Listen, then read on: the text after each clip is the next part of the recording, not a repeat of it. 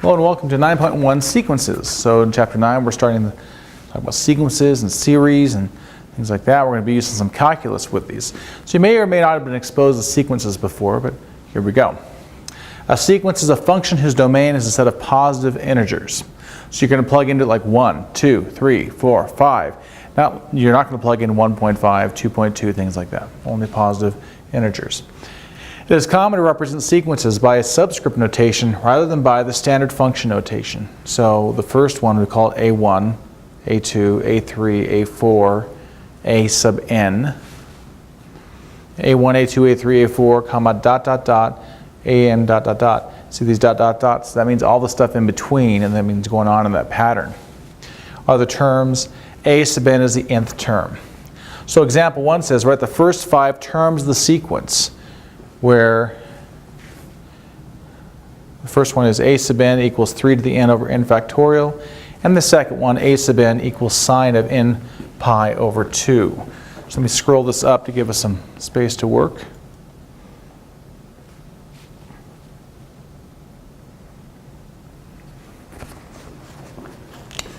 Okay.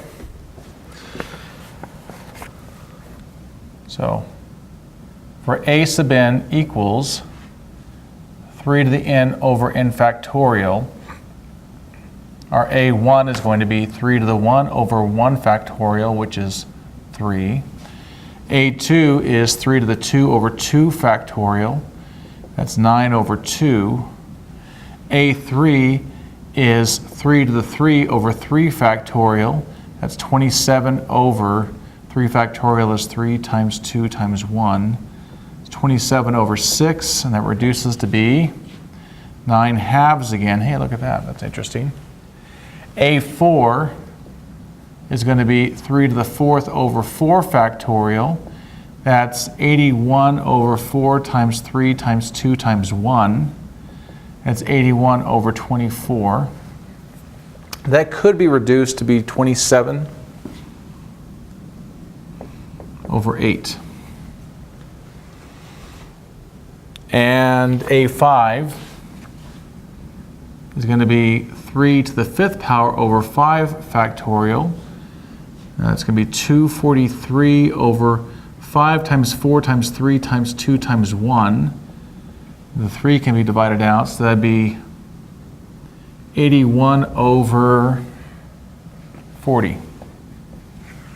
So for the first one, it's for our a sub n equals 3 to the n over n factorial, we're looking at 3, then 9 halves, 27 eighths, and then 81 over 40.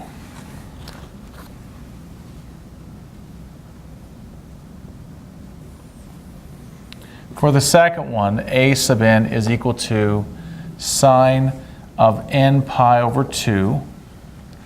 So a1 is going to be sine of 1 times pi over 2, which is 1. A2 is sine of 2 times pi over 2. That's sine of pi, and that's 0.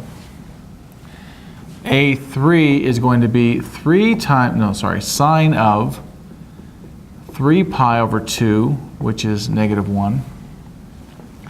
A4 is sine of 4 pi over 2, so that's sine of 2 pi, which is 0.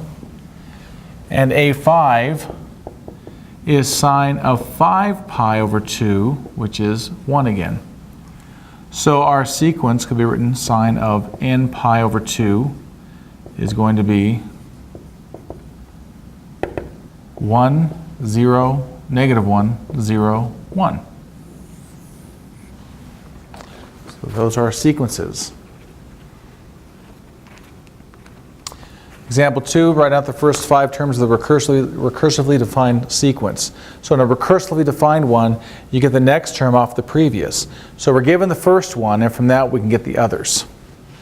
So A1 is 4, A2, so k plus 1, 1 plus 1 is 2. So k in this case is 1 plus 1 over 2 times 4. That's just 4. A3 is going to be 2 plus 1 is 3 over 2 times 4, which is 6. A4 is going to be 3 plus 1 over 2. So 4 over 2 times 4, that's 8. And A5 is going to be 4 plus 1, which is 5, over 2 times 4, which is 10. So this would be 4, 4, 6, 8, 10. First 5 terms. Okay, looks like I made a mistake. It is 6. Oh, sorry, there should be a 6 here. There's my mistake. That's 12. 12 goes here. That's 30. Okay, so it's 4, 4, excuse me, 6, 12, 30. There we go. So you use the previous term.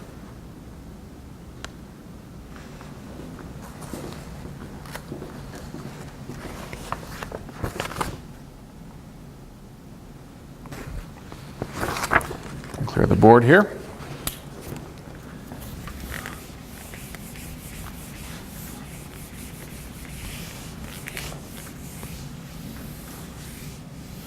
Definition of the limit of a sequence. Let L be the real number. The limit of the sequence A sub n, the sequence is called A sub n, is L. Written as, limit of as n goes to infinity of A sub n is L. If for each epsilon greater than 0, there exists an m greater than 0, such that A sub n minus L is less than epsilon whenever n is bigger than m. The limit of L, the limit L of a sequence exists, and the sequence converges to L. The limit of the sequence does not exist, the sequence diverges.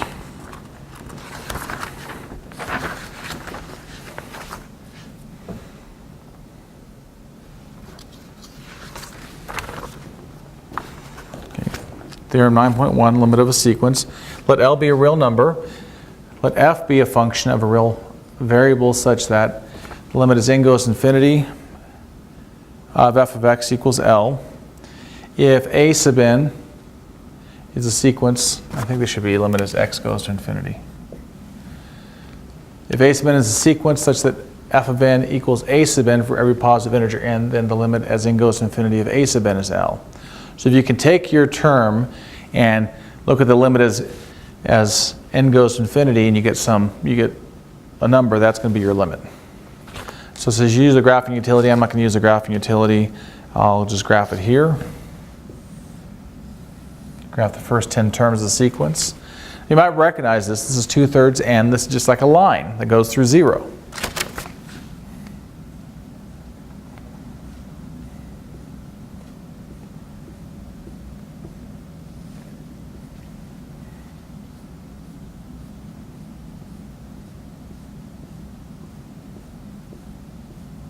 Okay, so for n being 1, we're at 2/3. Let me change colors here.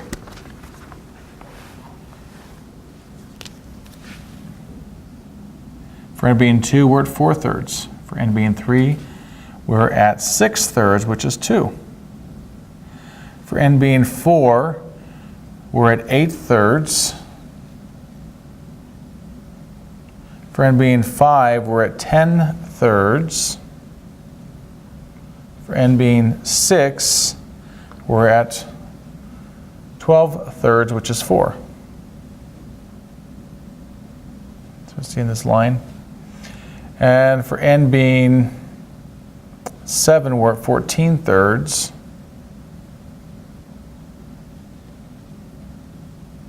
For n being 8, I know my graph's not perfect, so.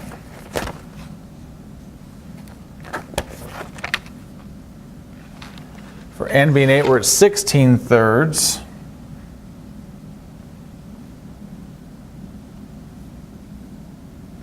For n being 9, we're at 18/3, which is 6. And for n being 10, we're at 20/3.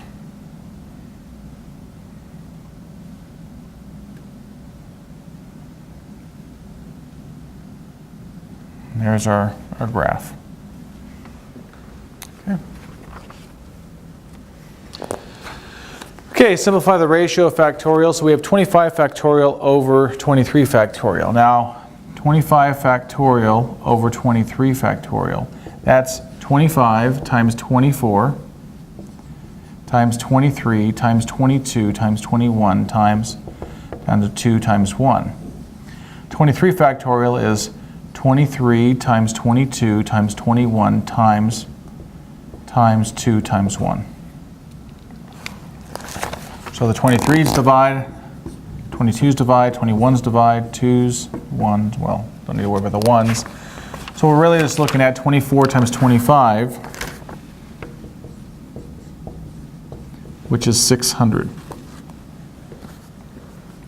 Another way to do that is to say 25 factorial over 23 factorial is 25 times 24 times 23 factorial over 23 factorial, where the 23 factorials divide out. Okay? Go ahead and scroll, so pause if you need to pause.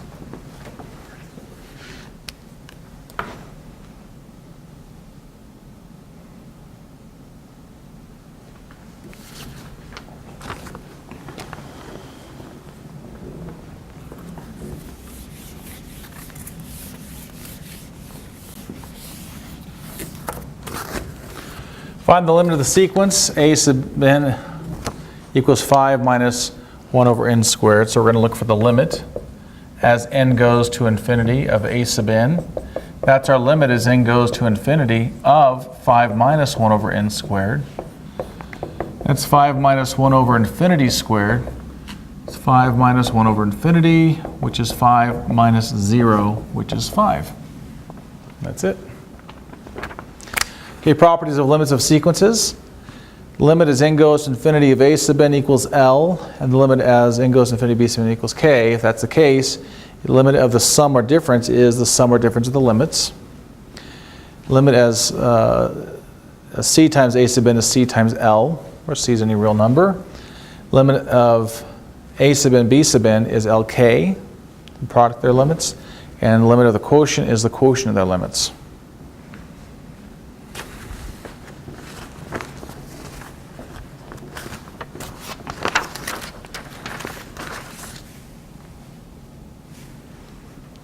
Okay, moving on.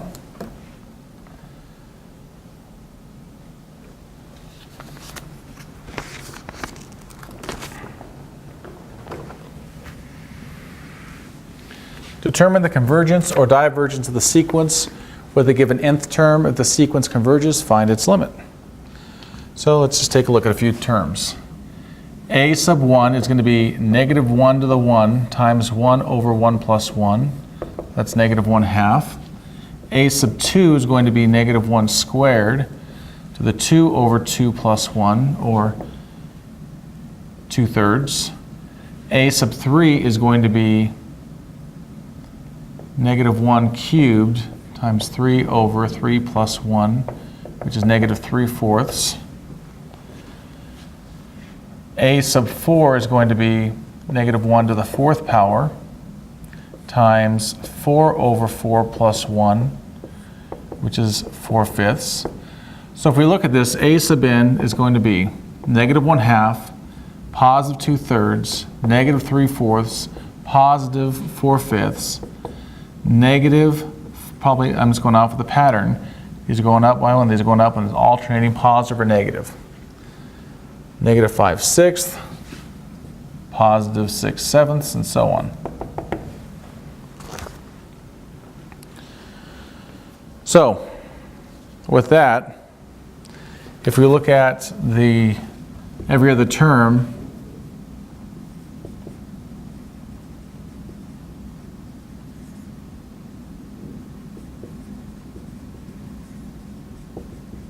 for the negatives, we have negative 1/2, negative 3/4, negative 5/6, negative 7/8. That's going towards negative 1. And the positives, we have 2/3, 4/5, 6/7, 8/9, and that's going to +1. So this oscillates between +1 and -1. So it does not have a limit. It oscillates between +1 and -1.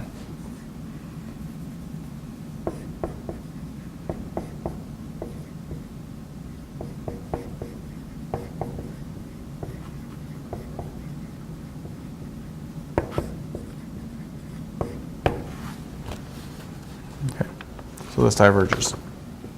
There's not one solid limit.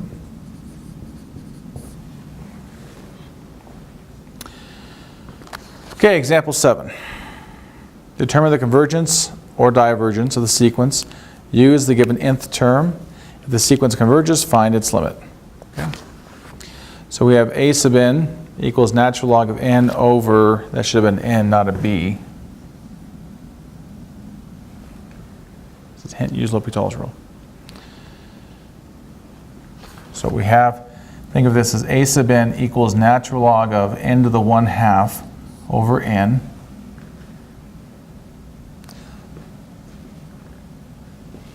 So if we take the limit as n goes to infinity of the natural log, I'll do 1/2 natural log of n over n. By L'Hopital's rule, you'd have 1/2, the limit as n goes to infinity of 1/2 times 1 over n over 1. So that's going to be the limit as n goes to infinity of 1 over 2n, which is 1 over infinity, which is 0. So this converges to 0.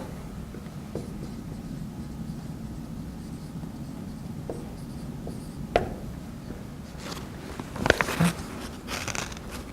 Feel free to pause that. I'm going to go ahead and scroll up.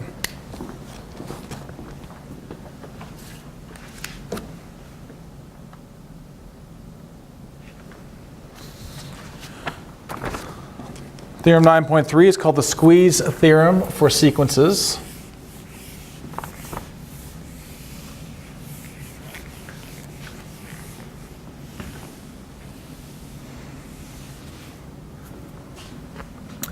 If the limit as n goes to infinity of a sub n equals L, and that's the same as the limit for b sub n as n goes to infinity, and if there exists an integer n such that c sub n is between a and b sub n, for n being bigger than the capital N, then the limit as n goes to infinity is c sub n. So the idea is we've squeezed c to be between, if we know c is between a and b, and the a and b go to the same place, c must go there as well.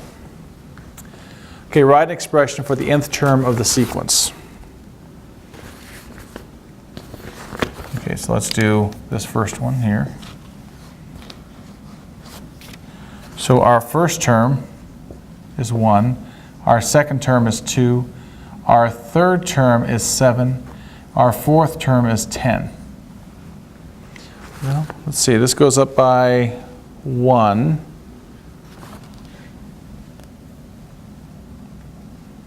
No, it's 1, then 4, and 7, then 10. So it looks like this goes up by 3, this goes up by 3, this goes up by 3, so it'll probably go up by 3 for the next one. And for arithmetic sequences,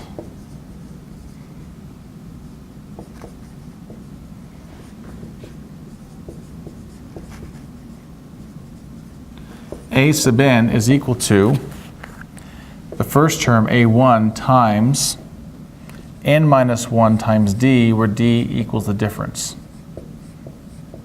So arithmetic sequences go up by the same amount every time. This is an example of an arithmetic sequence where d equals 3. Our first term is 1. So our nth term, a sub n, is going to be 1. That should be plus here, not times. 1 plus 3 minus, n minus 1 times 3. And we can work this out a little bit. That's going to be 1 plus 3n minus 3, or 3n minus 2. So a sub n equals 3n minus 2.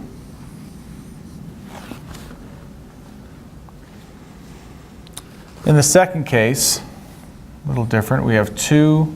So our first term is 1. Our second term is 3 halves. Our third term is, looks like it's 4 thirds. Our fourth term, excuse me, it's going to be 5 fourths. Our fifth term is going to be 6 fifths, and I think we see a pattern there.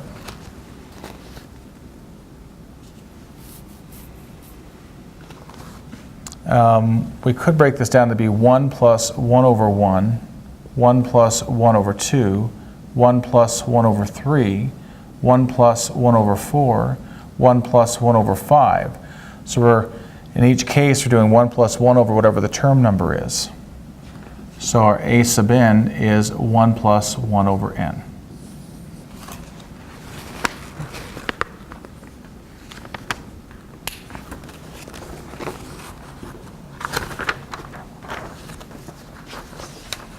Everyone scroll the page here, so feel free to pause if you'd like to pause.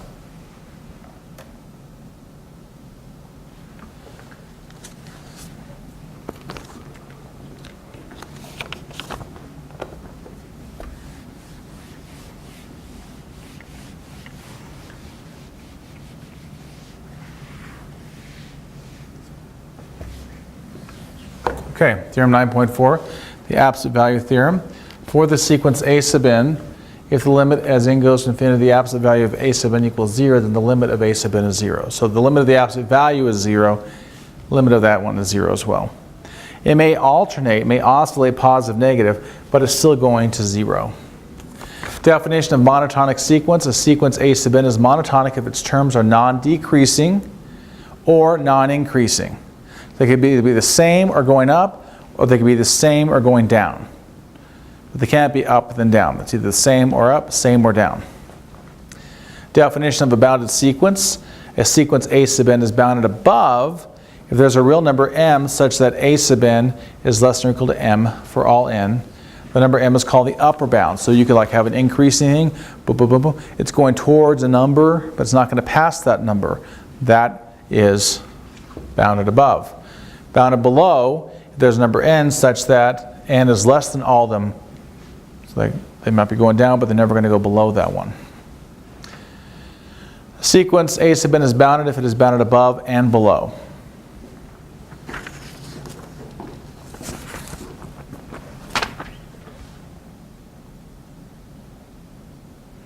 Okay, example 9. Determine whether the sequence with the given nth term is monotonic. Discuss the boundedness of the sequence. So a sub n is 4 minus 1 over n. So if we take the limit as n goes to infinity of 4 minus 1 over n, we have 4 minus 1 over infinity, which is 4 minus 0, which is 4. So that's our limit. If we looked at some terms, a1 equals 4 minus 1 over 1, which is 3. A2 equals 4 minus 1 over 2, which is 3.5. Maybe we should say 3.5. A3 equals 4 minus 1 over 3, which is 4 2/3. So it looks like it's definitely going up every time. And so it's going up. It is increasing. It's also bounded below at 3, doesn't get below 3, and it's bounded above at 4. So this is bounded below by 3 and above by 4. The limit is 4. This is monotonic.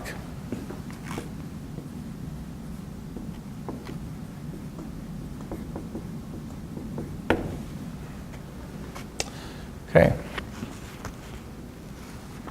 Theorem 9.5, bounded monotonic sequence. If a sequence a sub n is bounded and monotonic, so it's either always going up or always going down, or I should say up or the same, down or the same.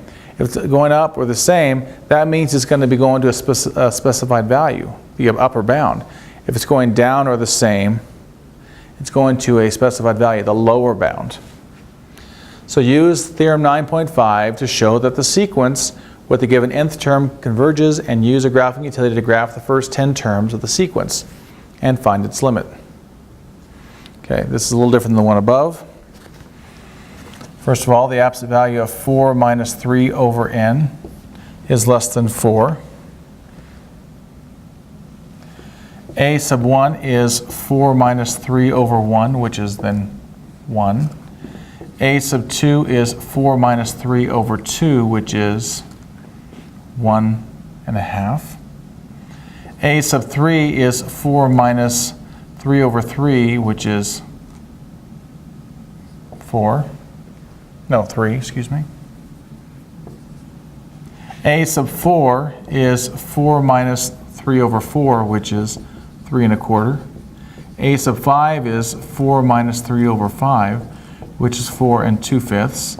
So we see, 3 2/5, excuse me. We see it getting higher.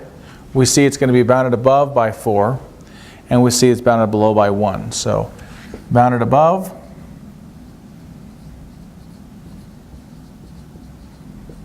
by 4, bounded below by 1. Sequence is monotonic.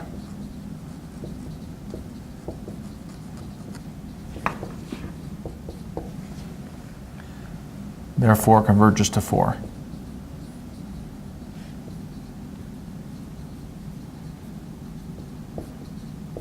And that's that.